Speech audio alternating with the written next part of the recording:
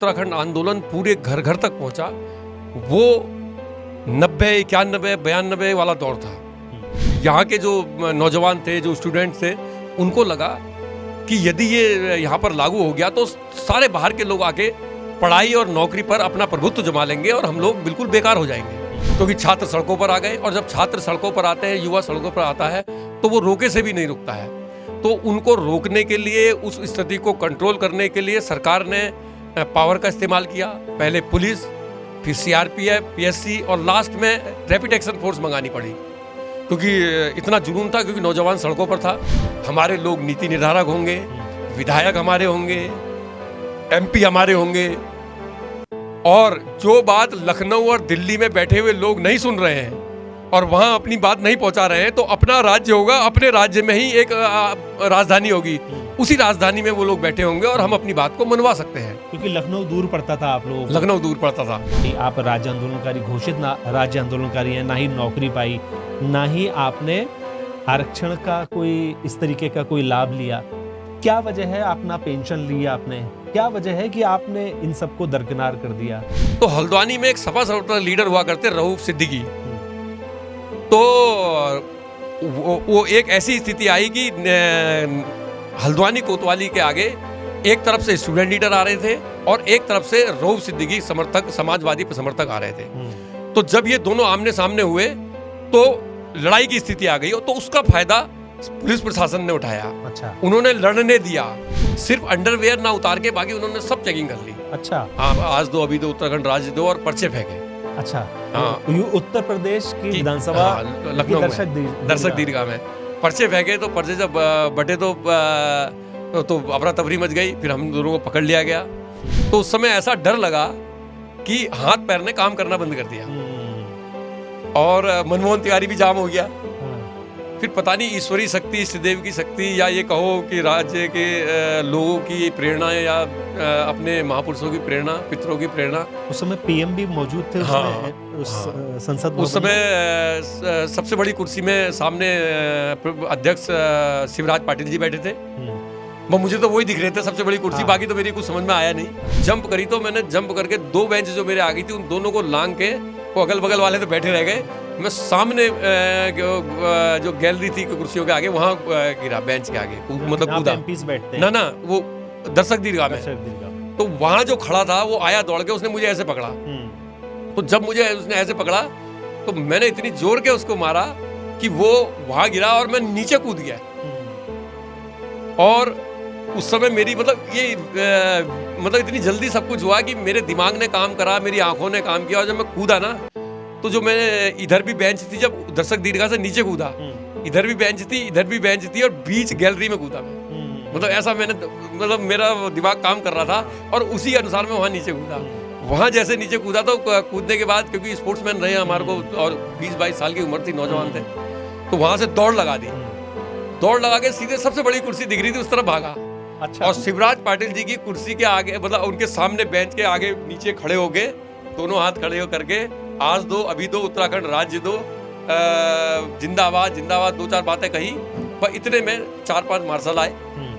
एक ने मेरा मुंह बंद किया, एक ने पैर पकड़े, एक ने सर पकड़ा, मतलब 4-5 ने ऐसे पकड़ के मुंह बंद करके ले गए। चाइना से हो, पाकिस्तान से हो, या नक्सलाइड हो, कई चीजें, मतलब यही सब पूछते रहे। तो हमने कहा भाई हम स्टूडेंट हैं और ये ऐसे ऐसे मूवमेंट है। वो माने ही नहीं, मतलब हाँ, उन्होंने कहा समझते, वो तो लगे थे।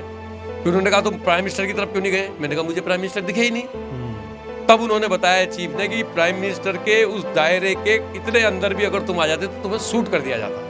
अच्छा। हाँ, हमें लगता था कि राज्य मिल जाएगा तो पता नहीं क्या हो जाएगा, घर घर पे बेरोजगारी दूर हो जाएगी, सारा पहाड़ का पलायन बंद हो जाएगा, जल जंगल जमीन का हक मिल जाएगा, पहाड़ का पानी, पहाड़ की जवानी पहाड़ के काम आएगी, और ये पहाड़ हमारा चमन हो जाएगा। और जिस समय माननीय नरेंद्र तिवारी जी हेलीकॉप्टर से उतरकर और कार्यक्रम स्थल तक पहुंच रहे थे, वहीं 200 मीटर के बीच के इस फासले में ही हमने माननीय नरेंद्र तिवारी जी का घेराव कर दिया, और उनकी गाड़ी के ऊपर चढ़ गए। तो उसमें गाड़ी के साइड लाइट वगैरह भी टूट गई, और तमाम चीजें।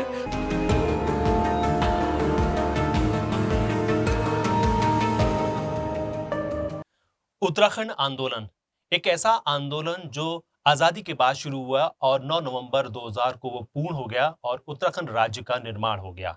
इस आंदोलन में तमाम युवाओं ने शहादत दी, कईयों ने पुलिस की गोलियां खाई और कई महिलाओं के साथ में सामूहिक बलात्कार हुआ और कई स्टूडेंट्स जेल चले गए। इस आंदोलन को युवाओं के जरिए, स्टूडेंट लीडरशिप के जरिए धार देने में सबसे बड़ी भूमिका रही मोहन पाठक की। मोहन पाठक ने संसद में कूदकर अपनी जान की परवाह किए बगैर उत्तराखंड आंदोलन को और धार दी, कई बार गोलियों से बचे और लाठी डंडे तो अनगिनत खाए हैं। तो आज हमारे साथ में इस समय मौजूद हैं मोहन पाठक, जो उत्तराखंड आंदोलन की अगुवाई में बड़ी भूमिका स्टूडेंट लीडरशिप की ओर से निभाते रहे हैं। मोहन पाठक जी का बहुत बहुत स्वागत है। मोहन पाठक जी, आपने लगातार स्टूडेंट मूवमेंट को आगे बढ़ाया। उत्तराखंड आंदोलन की जो स्थिति थी उसको आपने किस तरीके से जो है आखिरकार धार दी? कई किस्से हैं आपके, कई कहानियां हैं, तो आज उन्हीं से जानते हैं कि उत्तराखंड आंदोलन की वो जो है शुरुआत कहाँ से हुई? आपने जो उत्तराखंड आंदोलन की शुरुआत करी वो आपने कहाँ से करी?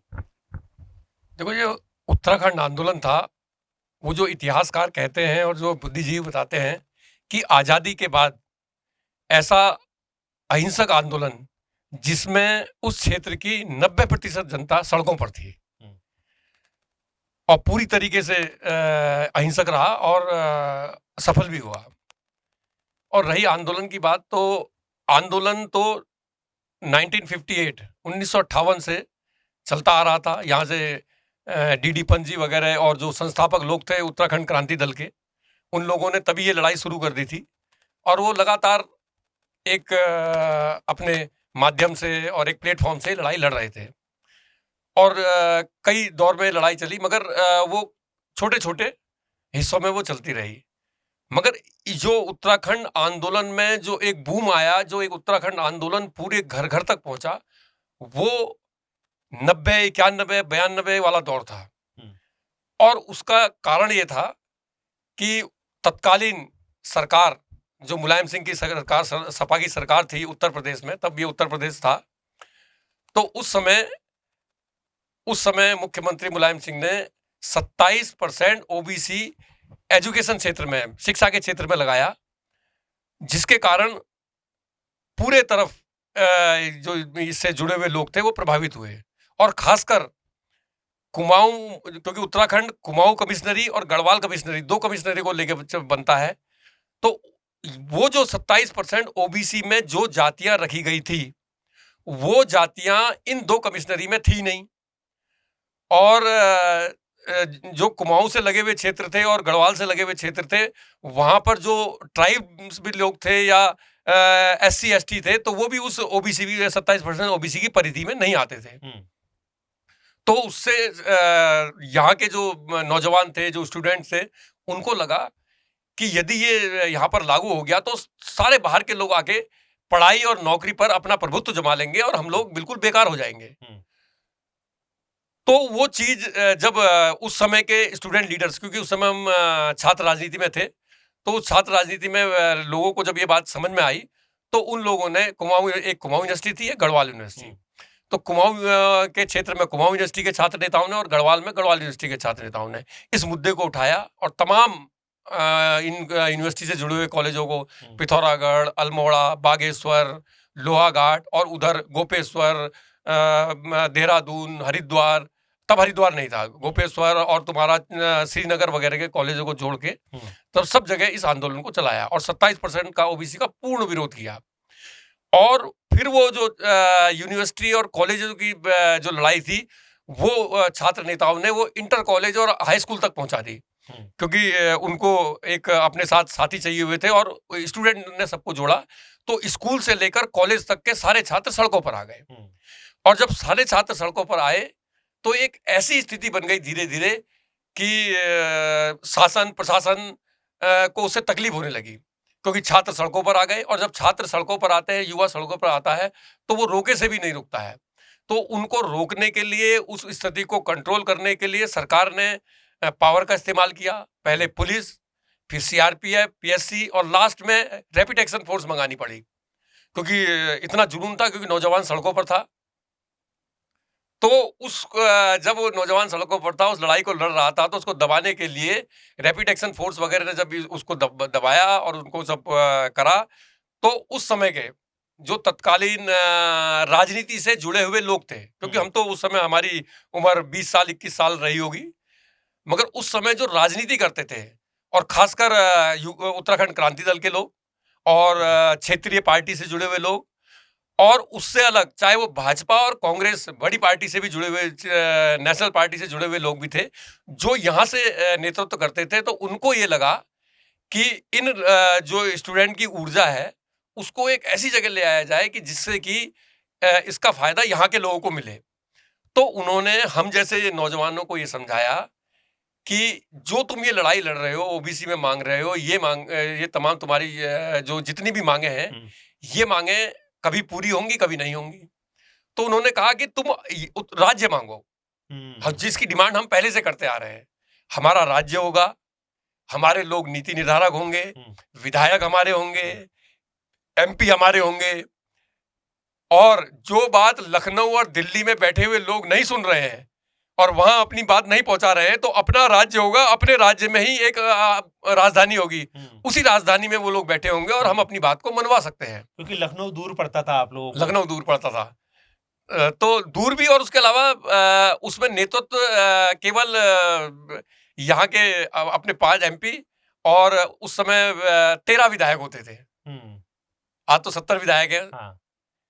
उस समय 2 कमिश्नरी के 13 विधायक थे, बाकी 19 तब हरिद्वार को मिला के, क्योंकि हरिद्वार उसमें था नहीं, केवल 2 ही कमिश्नरी थी, कुमाऊं और गढ़वाल। और मतलब विधायक भी ज्यादा हो जाएंगे तो आवाज भी जो है बुलंद हो पाएगी, उत्तराखंड राज्य बन जाएगा तो आवाज भी बुलंद हो पाएगी स्टूडेंट्स की, और जो डिमांड्स होंगी वो जल्दी पूरी हो पाएंगी, ऐसा मानना था आपका? मतलब हमारा मानना था, हमें समझाया गया कि अपना राज्य होगा, अपने लोग होंगे, जितने विधायक एमपी होंगे अपने होंगे, जितने नीति निर्धारक लोग होंगे वो अपने होंगे, नियम बनाने वाले जो अपने बीच के लोग होंगे तो नियम अपने अनुसार बनेगा, और अपना ही राज्य होगा। और इस तरीके से उस समय के जो नौजवानों और छात्र नेताओं को एक रास्ता दिखाया गया, और वो हमारी समझ में भी आया कि भाई ठीक है, हाँ लखनऊ उधर पे बैठे हुए हमारी आवाज पहुंच नहीं पाती, अपना होगा तो इस बात को बना।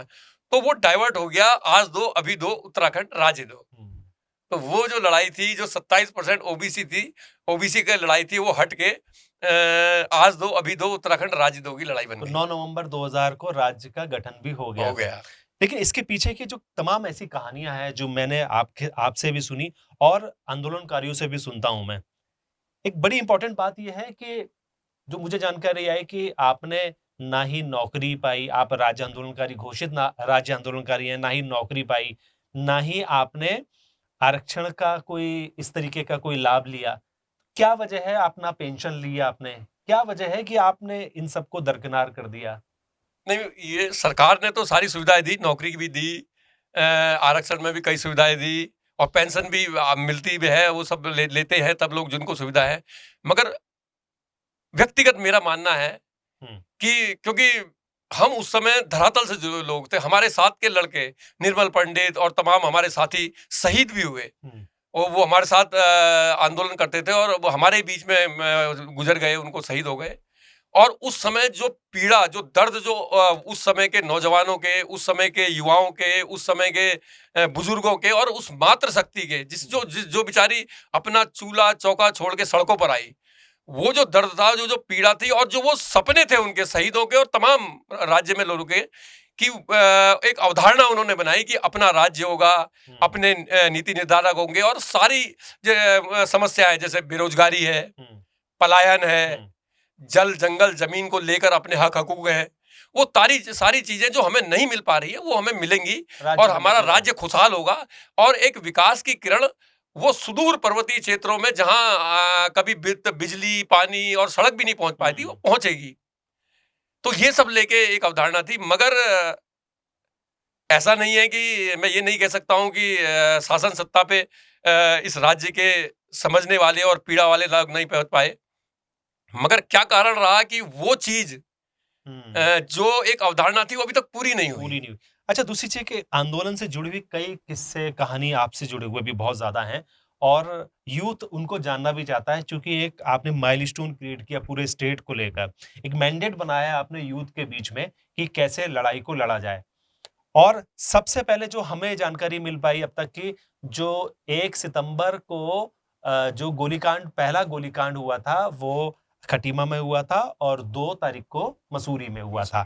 लेकिन इससे पहले भी गोलियां चली थी। ये बात मोहन पाठक जी एक खुलासा कर रहे हैं इस बात का कि सबसे पहले अगर गोलियां चली थी वो हल्द्वानी में गोलियां चली थी, हल्द्वानी कोतवाली के पास में, जब स्टूडेंट लीडरशिप और महिलाओं का जो आंदोलन चल रहा था तो उसमें गोलियां चली, आंसू गैस के गोले छोड़े गए पुलिस के द्वारा, लाठीचार्ज हुई, पथराव हुआ।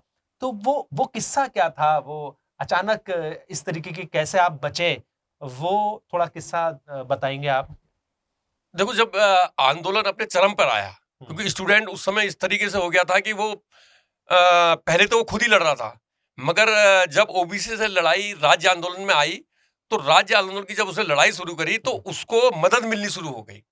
चाहे वो कर्मचारियों की तरफ से हो, चाहे वो व्यापारियों की तरफ से हो, चाहे वो यहाँ के तमाम जो मजबूत लोग थे, उन लोगों को भी लगा कि यार अपना राज्य होना चाहिए, तो उन्होंने खुद आगे ना आकर छात्र नेताओं को और स्टूडेंट लीडरों को, नौजवानों को मदद करी, आर्थिक मदद करी, संसाधन दिए। कर्मचारियों ने अपनी तनख्वाह इकट्ठे करके जब हम जाते थे तो हमें पैसे देते थे ताकि हम सेमिनार कर सके, जगह जगह जा सके। और मैं मतलब आभारी हूँ इस हल्द्वानी के उन पेट्रोल पंप वाले भाई लोगों का अपना, कि वो लोग कभी भी राज्य आंदोलन में जो जिनको वो जानते थे कि ये सच्चे राज्य आंदोलनकारी हैं और ये सच्ची लड़ाई लड़ रहे हैं, तो किसी भी पेट्रोल पंप वाले ने कभी भी, चाहे हमारे दिल्ली जाए, चाहे लखनऊ जाए या कहीं भी देहरादून वगैरह जब हम मीटिंग लेने जाते थे, तो कभी भी हमसे तेल के पैसे नहीं लिए गए थे। वो पेट्रोल हमें फ्री मिलता था। व्यापारी लोग हमें, व्यापार मंडल वाले हमें धन की मदद करते थे, कर्मचारी हमें धन की मदद करते थे। तो उससे एक बड़ा मूवमेंट चला। तो वो जब ताकत मिली तो वो ताकत फूटने लगी, सड़कों में फूटने लगी, जगह जगह फूटने लगी। तो उससे सरकार से समझदारी समझी, तो उसके लिए रैपिड एक्शन फोर्स आई और जगह जगह दमनकारी नीति होने लगी, जगह जगह पकड़ने लगे। तो जो स्टूडेंट थे वो या तो टकराव की स्थिति में आ गए, या कई लोग जब पिट के अस्पतालों में हो गए, कई लोग छुप गए। और वैसी स्थिति में एक मूवमेंट आया उस दिनों, ये बहुत जोर पे चल रहा था, जगह जगह दबाव, चाहे देहरादून हो, चाहे चमोली हो, चाहे गढ़वाल हो, चाहे पिथौरागढ़ हो या अल्मोड़ा हो, बागेश्वर हो, जगह जगह ये एक प्लानिंग के तहत उनको दबाया जा रहा था, उनको इस आंदोलन को। तो उसी दौर में सपा समर्थक भी हुआ करते थे। तो हल्द्वानी में एक सपा समर्थक लीडर हुआ करते, रऊफ सिद्दीकी। तो वो एक ऐसी स्थिति आई कि हल्द्वानी कोतवाली के आगे एक तरफ से स्टूडेंट लीडर आ रहे थे और एक तरफ से रऊफ सिद्दीकी समर्थक, समाजवादी समर्थक आ रहे थे। तो जब ये दोनों आमने सामने हुए तो लड़ाई की स्थिति आ गई, तो उसका फायदा पुलिस प्रशासन ने उठाया। अच्छा। उन्होंने लड़ने दिया। और पथराव किसने किया, किसकी प्लानिंग थी, पथराव हुआ, लाठीचार्ज हुआ और आपस में बहुत बड़ी लड़ाई हुई। और जब आपस में लड़ाई हुई तो उसके बाद लाठीचार्ज हुआ और बहुत मारा गया। और उसी एवज में कि ये माहौल खराब कर रहे हैं, दोनों तरफ पक्षों के लोगों को पकड़ के उत्तराखंड से बाहर, किसी को फतेहगढ़, किसी को कहीं अलग अलग जेलों में भेज दिया गया।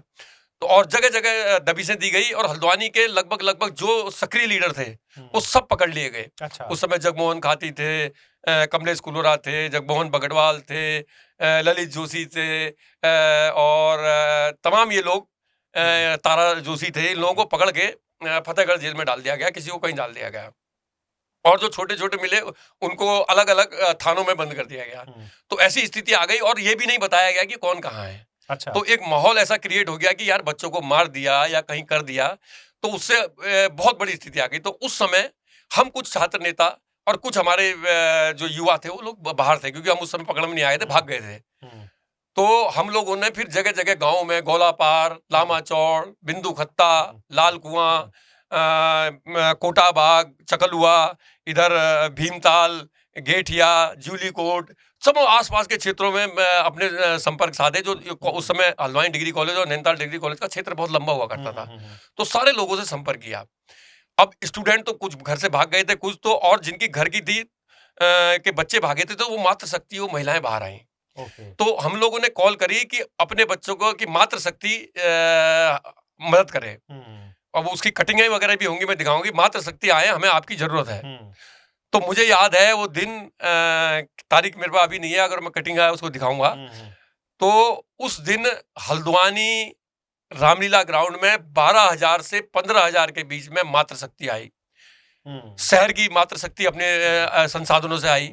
गोलापार, बिंदु कत्ता, देवल चौड़, लामा चौड़, यहाँ से तमाम जो छात्र नेता जगह जगह से थे, वहां से गांव से मातृशक्तियां ट्रैक्टरों में भर भर के, वहां के ग्राम प्रधान, बीडीसी मेंबर और तमाम जितने लोग थे मातृशक्तियों को भर भर के लाए। तो ऐसी स्थिति हो गई, रामलीला ग्राउंड में पैर रखने की जगह नहीं थी। उस समय हम अपना मुंह बंद करके 10-12 लड़के मोटरसाइकिल और स्कूटरों से सीधे वहीं पहुंचे रामलीला ग्राउंड में, और रामलीला ग्राउंड पहुंचकर फिर हमने अपनी मुंह के से जो पटका वगैरह था वो लो हटाया, और आज भी याद है वो पर्पल कलर का पटका हमने बांध रखा था, तो हटाया। तो उसके बाद फिर हमने मंच संचालन किया, और मंच संचालन करके फिर उस सारी मातृशक्ति को लेके हम रामलीला ग्राउंड से इधर आए, और हमारा एसडीएम कोर्ट की तरफ जाना था। तो जब हम थाने के आगे पहुंचे, कोतवाली के आगे, तो कोतवाली के सारे गेट बंद थे। कोतवाली के आगे रैपिड एक्शन और सीआरपीएफ और पुलिस फोर्स लगी हुई थी, पीएससी। और जैसे ही हम लोग वहां पहुंचे तो वहां से, अब वो हवाई फायर हुए या क्या हुए ये मुझे नहीं पता, पहले उन्होंने आंसू गैस के गोले छोड़े। आंसू गैस के गोले छूटने से सबकी आंखों में बिल्कुल वो चिलमिलाहट हो गई, सब भाग गए। मातृशक्ति कोई के एक दूसरे के ऊपर कूदी, कोई इधर गई, क्योंकि उस समय किसी को दिख नहीं रहा था। जो पीछे का था वो पीछे से भागा, जो आगे था तो मातृशक्ति के ऊपर बहुत ज्यादा उसमें बहुतों को चोटें भी आई। और उसके बाद लगातार 25 से 30 राउंड फायरिंग हुई। अच्छा। और वो जब उनके जो हमें जो दिख रहा था जिन लोगों जैसी आंखों से कि फायरिंग वो सीधे वो स्ट्रेट फायरिंग कर रहे थे, मगर वो भगवान का आशीर्वाद रहा या उस समय वहां पर तैनात पुलिस कर्मियों की वो भलमानसता रही या जो भी रहा, वो हम लोगों का भाग्य था कि उसमें कोई भी हताहत नहीं हुआ। वो पहला हादसा था कि हल्द्वानी कोतवाली के आगे आंसू गैस छोड़े गए, स्ट्रेट फायरिंग करी गई, और उसमें बहुत भगदड़ मची, बहुत लोगों को चोटें आई, मगर किसी को गोली नहीं लगी। उसके बाद उसके दूसरे दिन या तीसरे दिन खटीमा कांड हुआ, फिर उसके बाद मसूरी कांड हुआ, क्योंकि उसके बाद फिर ये लगातार फायरिंगें होनी शुरू हो गई। अब हो सकता है कि जो यहाँ पहले दिन फायरिंग हुई उसमें ऊपर से कोई ऐसे आदेश हुए होंगे कि भाई तुम लोगों ने ये क्या किया, तो उसके बाद मगर उसका खामियाजा वहाँ खटीमा और मसूरी के लोगों को भुगतना पड़ा। बहुत करीब 40 से अधिक इसमें शहादतें हुई थी इस पूरे प्रकरण में। और पाठक जी, आपने जो है इस आंदोलन को एक्चुअल में जिया है। हम लोग देखते हैं कि आजकल की जो पार्लियामेंट है, पार्लियामेंट में परिंदा भी पर नहीं मार सकता है, इस तरीके की बातें कहते रहे हैं। और कभी टेररिस्ट अटैक भी वहां पे हुआ और उसमें उनको अरेस्ट भी किया गया। लेकिन इससे पहले ही सुरक्षा व्यवस्था संसद में तो बहुत ज्यादा रहती है। लेकिन आपके बारे में जानकारी हमें मिली है कि आप सुरक्षा को दता बताते हुए इस आंदोलन में आग में कूदने के लिए इस तरीके से आतुर हो गए थे कि आपने वहां पर संसद में कूदे, आपने पर्चे फेंके। क्या था वो प्रकरण और कैसे आप अंदर चले गए, वहां पर दाखिल कैसे हो गए आप? देखिए, उस समय सबसे पहले हम लखनऊ विधानसभा गए। अच्छा। लखनऊ विधानसभा में मैं और हमारे सीनियर थे बड़े भाई तरुण पंत जी, वो उस समय अध्यक्ष थे, मैं उनके बाद बना 94 में। तो हम दोनों जने जब वहाँ गए तो वहाँ जाके हम उस समय यहाँ के विधायक हुआ करते थे, उस समय रुद्रपुर, किच्चा, हल्द्वानी एक ही सीट हुआ करती थी। विधायक हुआ करते थे तिलकराज बेहड़।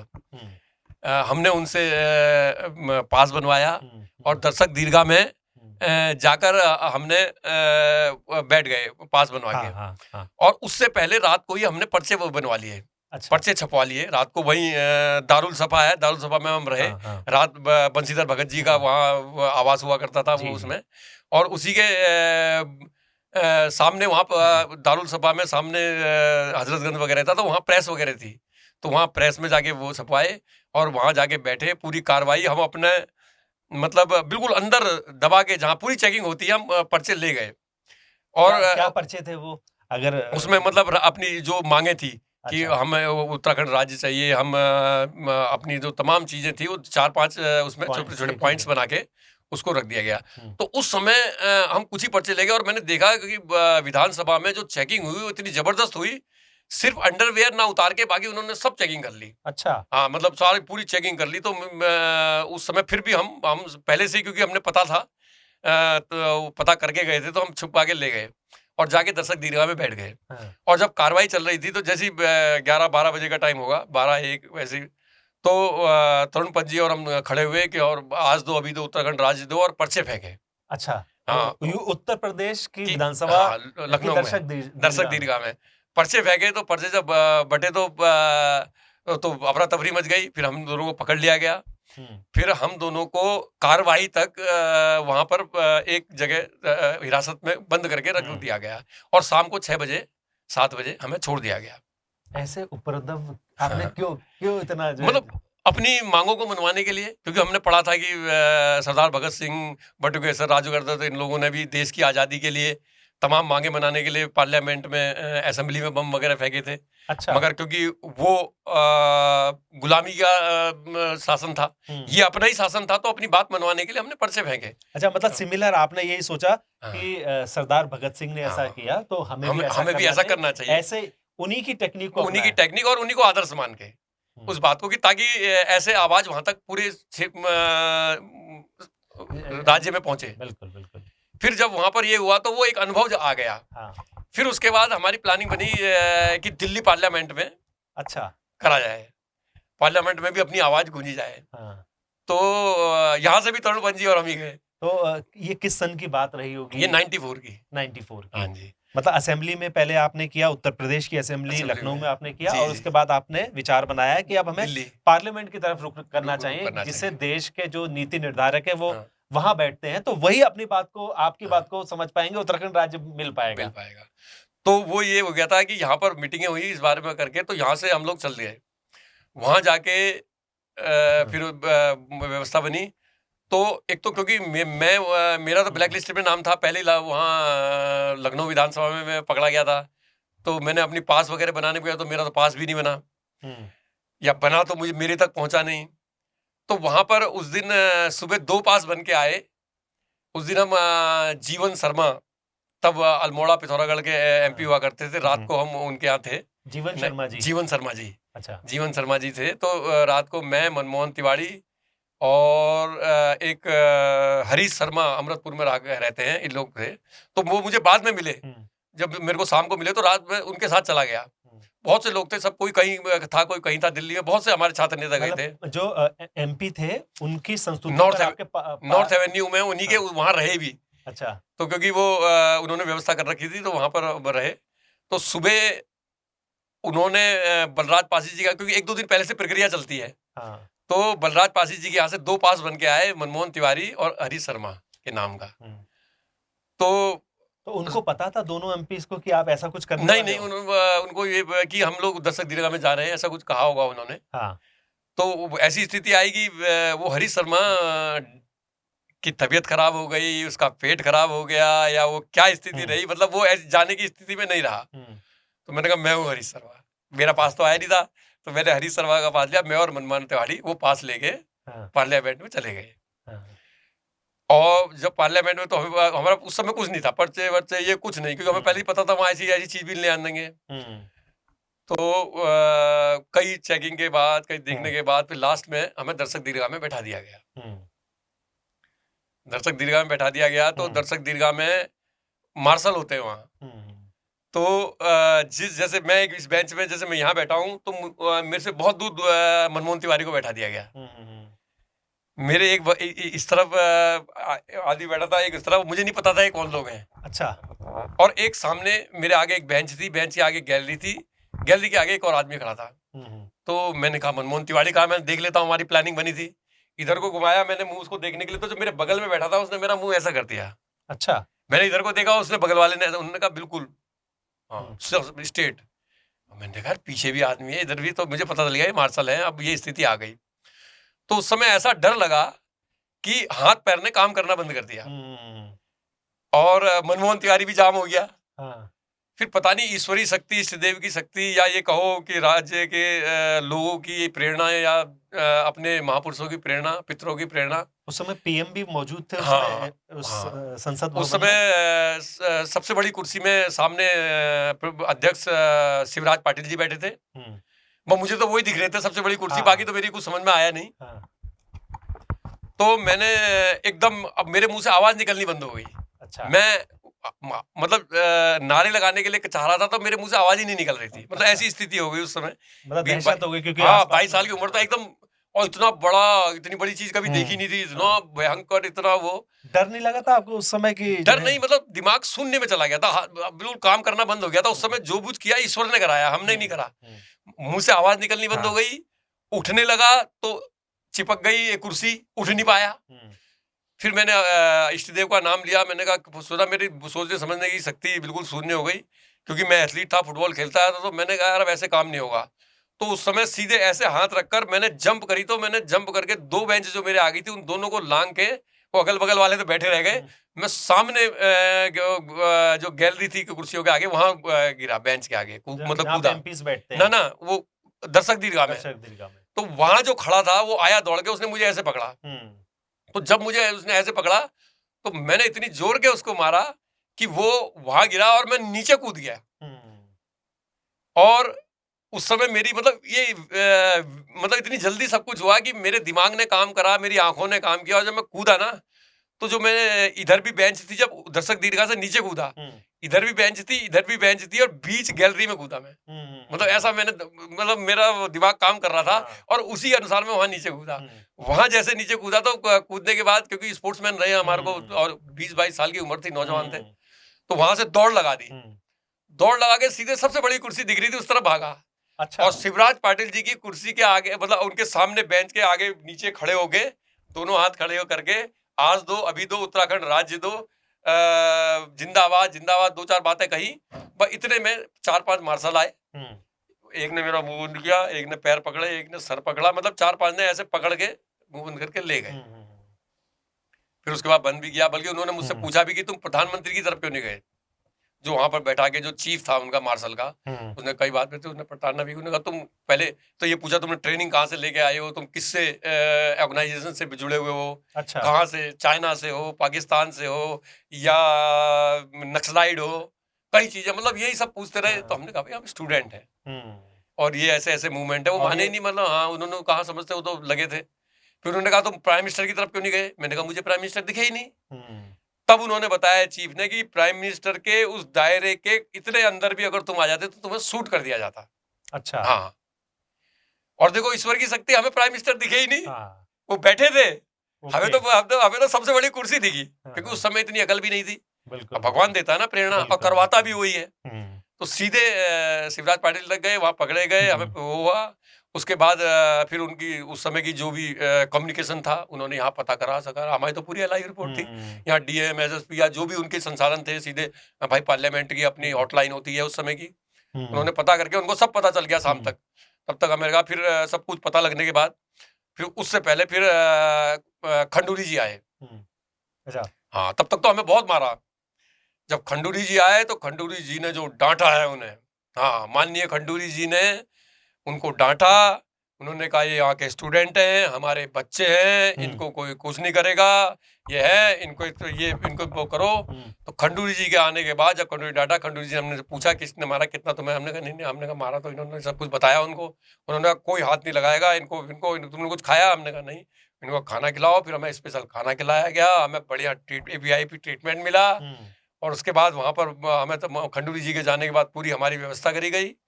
फिर उसके बाद फिर हमसे कहा गया कि फिर ये एक लेटर दिया। तो अरेस्टिंग नहीं हुई थी उस समय?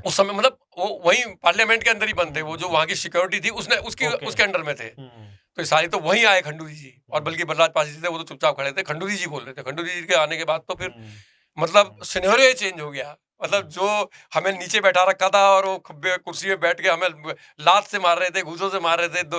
मतलब एक जने ने हाथ पकड़ रखा था, एक जने ने पैर पकड़ रहे थे, बीच से लात से मार रहे थे, और वैसे भी मार रहे थे। मतलब हाथ पैरों से मार रहे, डंडे का इस्तेमाल कर, उनके पास डंडे थे ही नहीं, हाथ पैरों से ही मार रहे थे, जूतों से मार रहे थे। तो मतलब जो फिर नीचे बैठा रखा था, अपना कुर्सियों में बैठे थे। मगर खंडूरी जी के आने बाद बकायदा हमें कुर्सी मिली। अच्छा, आपको इतनी यातनाएं भी मिली, तो आपका मन नहीं हुआ कि अब जो है कभी आपको हल्द्वानी में लाठीचार्ज में आपको ये हुआ, आंसू गैस के गोले के दौरान हुआ, और कई ऐसी जगह रही कि आपको डराया धमकाया भी गया होगा उस दौरान, पुलिस ने भी डराया धमकाया होगा।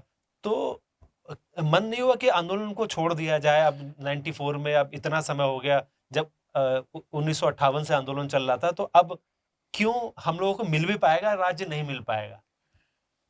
तो ऐसा ना, एक जुनून और ऐसी चीज होती है, जब आदमी किसी चीज के अंदर घुस जाता है तो उसकी सोचने समझने की शक्ति अपने टारगेट पे होती है बस। और जितना उसको दबाया जाता है उतना प्रेशर बढ़ता है। और उस समय हमारी स्थिति भी थी कि हमें और कुछ दिखता ही नहीं था, हमें दिखता था बस सिर्फ राज्य चाहिए।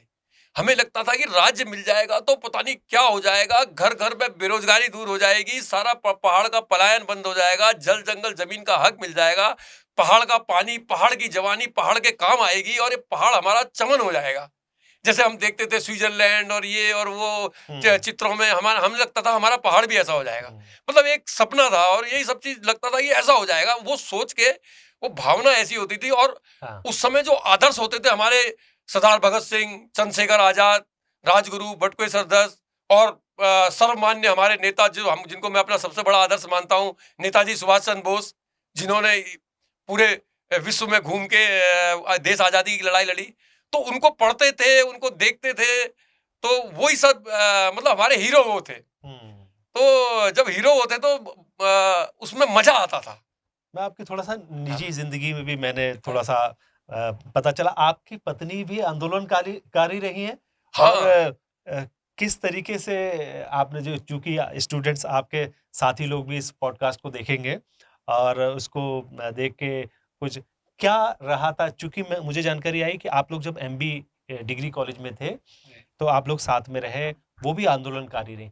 तो शादी का कैसे मन हो गया? और चूंकि मैंने देखा कि दोनों जब फास्ट होते हैं तो कहाँ जो है इस तरीके का जोड़ हो पाता होगा। असल में ऐसा रहा कि राज्य आंदोलन का हाँ। जब हमने दौर चला तो उस समय कई स्टूडेंट लीडर भी थे, तो हमारी छात्र नेताएं भी थी, नेताएं भी थी, छात्रा भी बहुत आगे लगी। उन लोगों ने भी, हमारी बहुत महिलाओं ने उसको करा और मातृशक्ति का तो बहुत बड़ा योगदान रहा।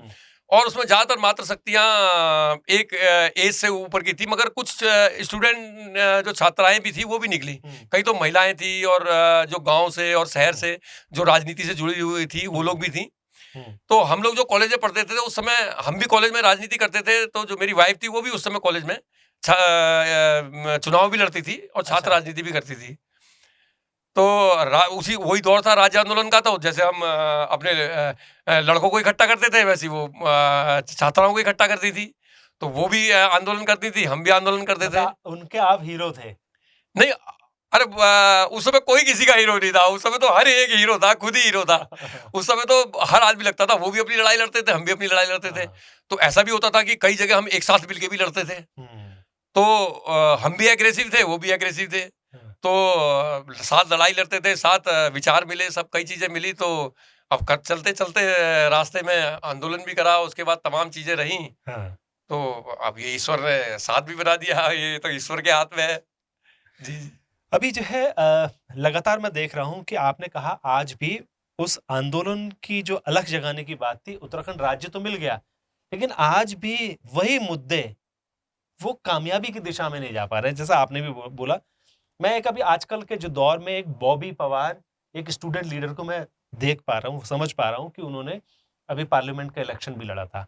किस तरीके से देखते हैं उनकी जर्नी को लेकर? और एक मोहन पाठक ने, अगर कभी उनसे मुलाकात हुई आपकी, जो बॉबी पवार है? वहाँ एक बार यहाँ आए थे तब मुलाकात हुई थी। तो क्या उनके अंदर भी उसी तरीके का जुनून देखने को मिल रहा है? क्या देख पा रहे हैं आप? और उनको क्या दिशा देनी चाहिए आपकी तरफ से? क्या हो सकता है वो जो आप टिप्स देना चाहेंगे? असल में क्या होता है क्योंकि आप सीनियर हैं, हाँ। स्टूडेंट लीडरशिप से आपने भी शुरुआत करी और अब जो है भले ही आपने जो डिमांड रखी थी, आपने तो उत्तराखंड राज्य के निर्माण की बात की, वो आपको मिल गया, लेकिन आपने कहा मुद्दे लगभग जस के तस हैं, अभी कई मुद्दों पे काम होना बाकी है। नहीं, ऐसा नहीं कि हमने राज्य लड़ाई लड़ने के बाद हम चुप गए। राज्य बनने के बाद भी हमने कई जीओ बनवाए। बेरोजगार संगठन, उत्तराखंड युवा बेरोजगार संगठन सर्वप्रथम हम ही लोगों ने यहाँ पर बनवाया।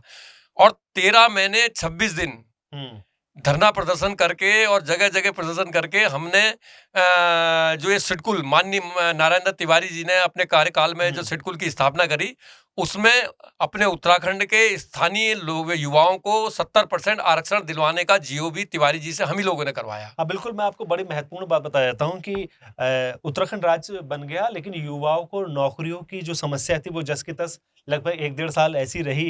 लेकिन फिर आपने एक आंदोलन चलाया, वो बेरोजगारों को नौकरी को लेकर, जो सिडकुल के तहत आपको 70% नौकरियां का आरक्षण मिला, वो आप ही ने, जो स्टूडेंट लीडर्स थे, आप ही लोगों ने उस मूवमेंट को फिर चलाया था। मुझे एक किस्सा उस समय का भी याद है कि जो आंदोलन 70% वाला जो आरक्षण चल रहा था, उसकी डिमांड आपकी चल रही थी, तो आपने फिर से मुख्यमंत्री तिवारी जी की कार तोड़ दी थी? तो वो ये तो क्या कहते हैं हिस्सा क्या होता है, हाँ, क्या पार्ट हुआ पार्ट था होता है ये अपने आप। वो हमने तो कॉल की थी कि हम काले झंडे दिखाएंगे। माननीय नारायण दत्त तिवारी जी रामनगर आ रहे थे उस दिन। तो उनका कार्यक्रम था, तो हमने कहा भैया जब तक हमारी मांगे नहीं होंगी हम तो विरोध करेंगे, हम काले झंडे दिखाएंगे। तो उन्होंने इतनी ज्यादा सिक्योरिटी लगा दी, इतनी ज्यादा फोर्स लगा दी, कई दिन से वहां पर नौजवान युवाओं का आना बंद कर दिया। तो हमने अपनी तरीके से छुप छुपा के उसका विरोध किया।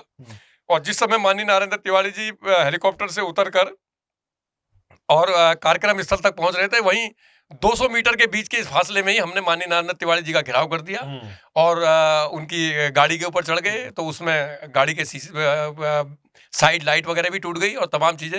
वो हमारा मात्र माननीय नारायण दत्त तिवारी जी तक अपनी बात को और अपने आक्रोश को पहुंचाना था, और वो आक्रोश पहुंचा भी और उन्होंने हमारी बात मानी भी, और उन्होंने 70% आरक्षण दिया भी।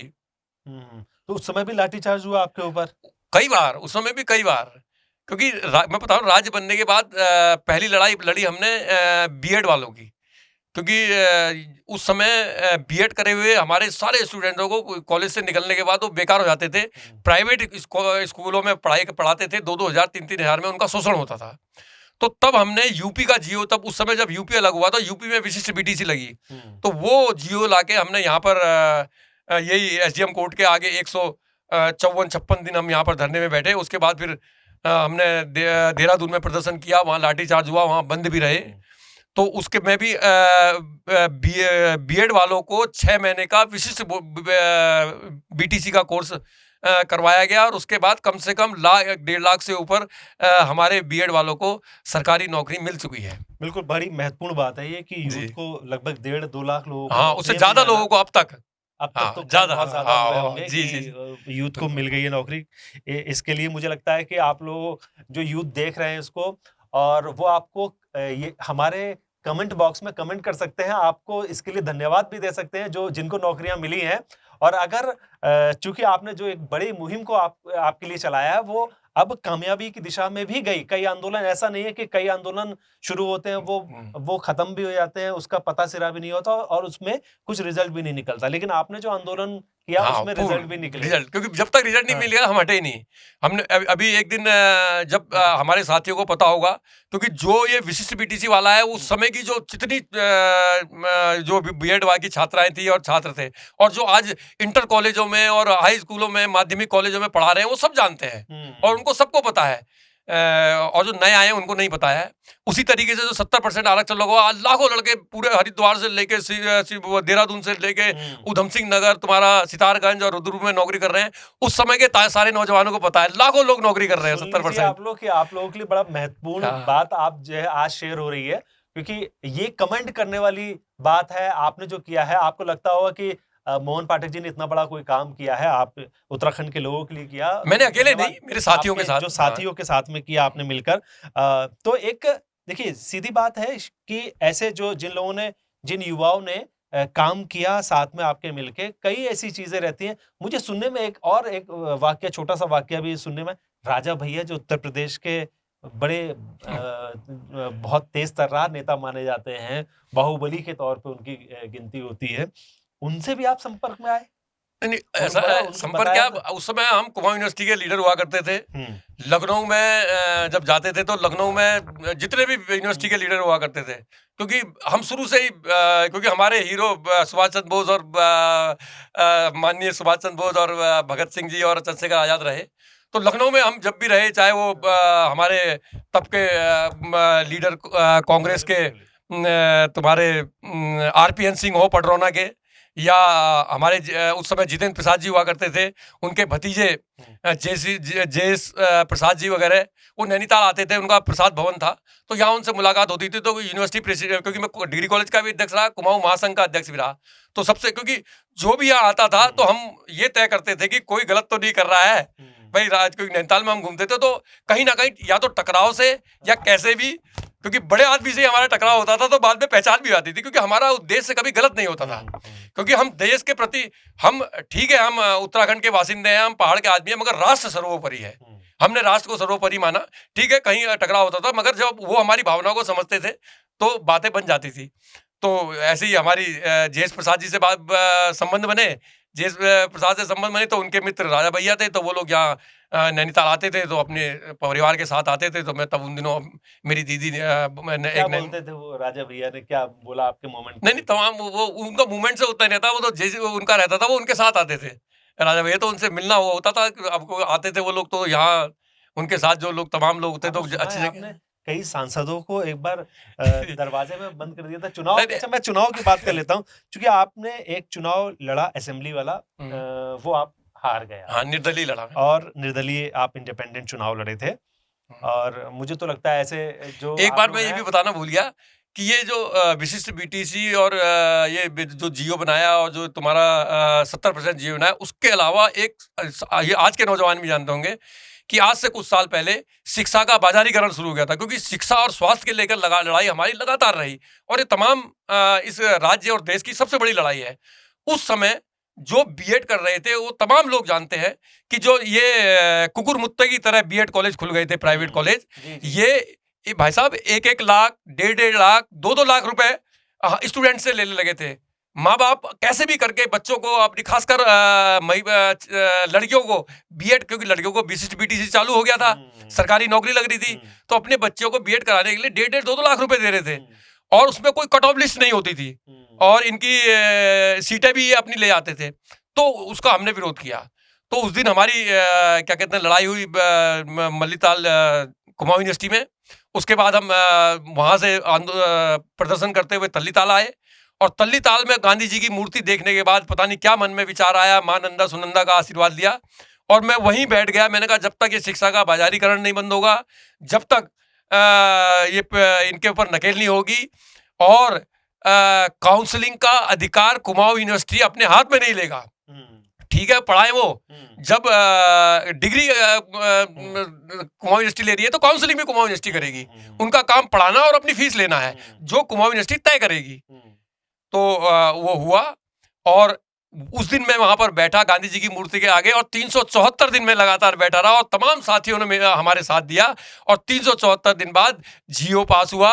और क्या कहते हैं, आज 30-30 हजार, 40-40 हजार में आज इतने साल बाद हमारे बच्चे हमारे बीएड कर रहे हैं।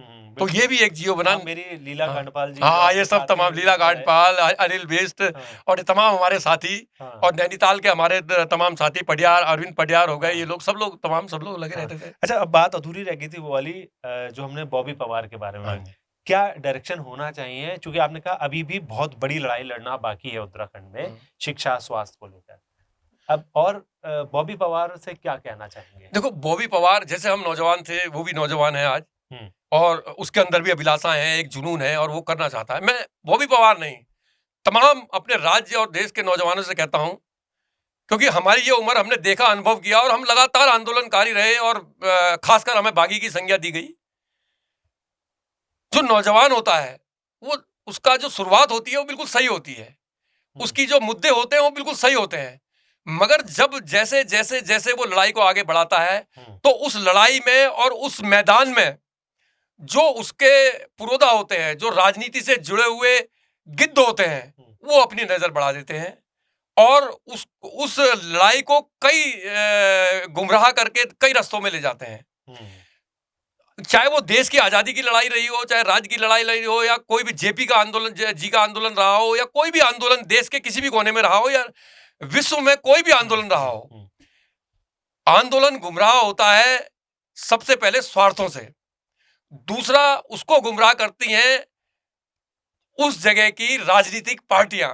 चाहे मैं भी आज किसी राजनीतिक पार्टी में हूं, मगर राजनीतिक पार्टी के अपने स्वार्थ होते हैं, और आंदोलन को गुमराह करने का, क्योंकि वो उनको शासन सत्ता में रहना है, सबसे ज्यादा गुमराह करते हैं शासन सत्ता में बैठे हुए लोग और ब्यूरोक्रेसी में बैठे हुए लोग, क्योंकि उनके स्वार्थ उससे जुड़े होते हैं। तो जब तक आप आंदोलन कर रहे हैं, जिस आंदोलन को आपने शुरुआत कर रही है, उसका मेरा सिर्फ ये कहना है, तब आप किसी भी राजनीतिक पार्टी के बहकावे में ना आए, कोई भी हो, चाहे आपकी भावनाएं किसी राजनीतिक पार्टी से रही हो, किसी से आप जुड़े हो, कोई भी मुद्दा, कोई भी लड़ाई तभी तक समर्थ हो सकती है कि जब तक वो राजनीतिक पार्टियों से दूर रहे। और एक सबसे बड़ी विडंबना आज के युवाओं की ये भी रही है, और पहले से भी युवाओं की रही है, कि हम भी जब युवा थे, आज हम 54 साल के हो गए, हमें आज तक नहीं पता है कि हमें किस ओर जाना है। हम युवाओं को भाई साहब क्या रास्ता बताएं? जो देश आजादी से लेकर आज तक जिस तरीके से हालात बने और जिस तरीके से आज व्हाट्सएप के माध्यम से, इसके माध्यम से जो चीजें निकल कर आती हैं, उससे आदमी अपने आप को ठगा सा महसूस करता है। भाई कई चीजें होती है कि हमें इतिहास ही गलत पढ़ाया गया, तो जब हमें इतिहास गलत पढ़ाया गया तो उसका दोषी तो मैं हुई नहीं। भाई मुझे जो पढ़ाया गया, मुझे जो समझाया गया, मुझे जो दिखाया गया, मैंने तो वो देखा। और आज इस उम्र में आके जब मुझे ये सब चीजें समझ में आती हैं तो अपने को ठगा महसूस करता है। उसी तरीके से मेरा ये कहना है कि जो भी नौजवान है, जो भी है, वो आंदोलन तक सीमित रहे। राजनीतिक आंदोलन तभी तक सफल होता है जब तक वो राजनीतिक पार्टियों के गिरफ्त से दूर रहे। बिल्कुल, आपने बहुत अच्छी चर्चा की इस बात को लेकर कि आंदोलन को किस मोमेंट पर को किस तरीके से जो है ड्राइव करना चाहिए। बहुत ही इंपॉर्टेंट है। जो लोग आंदोलन करना चाहते हैं, आपने कुछ स्टेप्स बताए, उन स्टेप्स को ध्यान रखेंगे तो मुझे लगता है कि वो आंदोलन सही दिशा में जाएगा, उसका रिजल्ट भी निकल कर आएगा। कुछ और, चूंकि आपने राजनीतिक पार्टी की बात आपने की है, आप खुद इस समय वर्तमान में बीजेपी में भी हैं, तो आपने कभी ऐसा कोई ड्राफ्ट बीजेपी गवर्नमेंट को दिया अब तक कि यूथ के लिए इस तरीके की जो समस्याएं हैं उनके समाधान ऐसे किए जा सकते हैं, या जो जनसाधारण की जो समस्याएं हैं उनको बीजेपी सरकार उसको कुछ ठीक कर पाए? तो कुछ ऐसा कोई विचार है आपके कि आप आगे आके उसमें काम करने वाले हैं? देखो, जब जो मिनिस्टर्स हैं और जो लीडर हैं, जो मुख्यमंत्री वगैरह से हाँ, मुख्यमंत्री जी हैं, खुद युवा हैं, हाँ युवा है, तो उन लोगों से जब मुलाकात होती है तो अपनी बात हम रख देते हैं, क्योंकि वो लोग उस मंच में हैं, वो इस चीज को करें, क्योंकि वो नीति निर्धारक हैं, तो करना उन्होंने, बाकी उनको हम अपनी बातें उनके माध्यम से पहुंचाते रहते हैं। अब करना उन लोगों ने, वो किस तरीके से उसको अमली जामा पहनाते हैं, वो उनका काम है। बिल्कुल, आपने बहुत इंपॉर्टेंट बातें साझा की उत्तराखंड आंदोलन से जुड़ी हुई। अच्छा, ये मैं जो फिर वही बात शुरू होती है, क्या आज भी जो उत्तराखंड की जो समस्याएं, मूलभूत आवश्यकताएं और समस्याएं हैं, कौन सी ऐसी समस्या है जिसको आप ये चाहते हैं कि इसका समाधान हो जाना चाहिए, जो आज बनी हुई है समस्या? देखो, उत्तराखंड राज्य आंदोलन से लेकर समस्याएं, क्योंकि मैंने पहले ही बताया ना, अब ऐसा नहीं रहा कि वो समस्याएं, उसमें कोशिश भी हुई, क्यों नहीं पूरी हुई? क्योंकि आप देख लीजिए, अगर हम ये कहें कि शासन सत्ता के सर्वोच्च पद में यहाँ के दर्द को समझने वाले लोग नहीं पहुंचे, ऐसा नहीं था।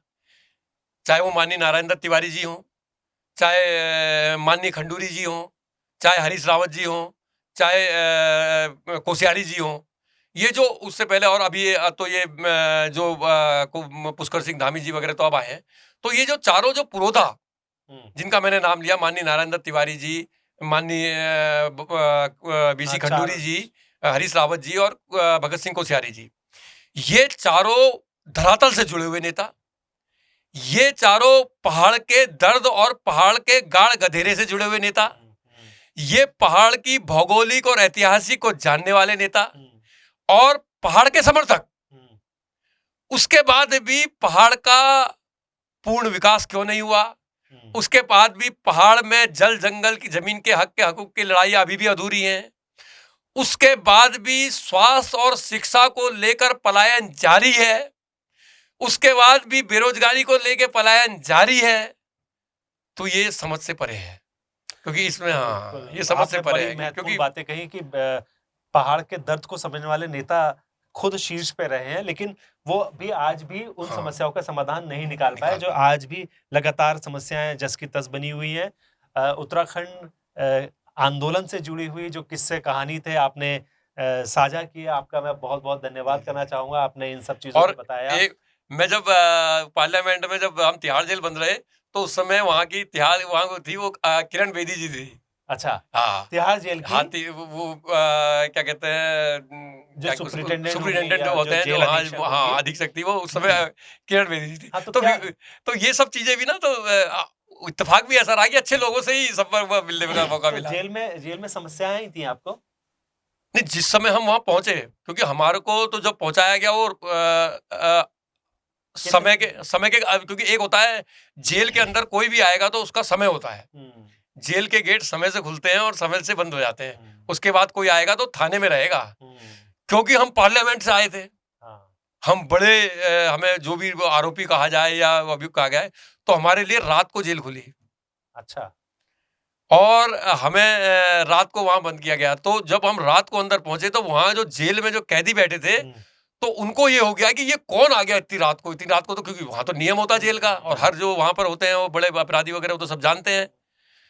तो ये और बड़ा उन्होंने भी रात भर पूछताछ और ये और वो और तमाम हम समझाते रहे, उनकी समझ में कहाँ था कोई, तो उसमें तो बड़े-बड़े अपराधी थे, वो तिहाड़ जेल थी। मगर जब सुबह हुई और जो सुबह अखबार आए हैं और अखबारों में, हर अखबार में हमारी वो योजना थी, तो वहाँ जितने भी बड़े-बड़े उसमें अच्छे-अच्छे लोग भी थे, बड़े-बड़े वो भी थे, वो राजनीतिक भी थे और आजीवन कारावास भी थे और फांसी वाले भी थे। तो उन लोगों ने जब वो सब पढ़ा तो जगह-जगह हमें बुलवाया, उनसे हमसे मिले।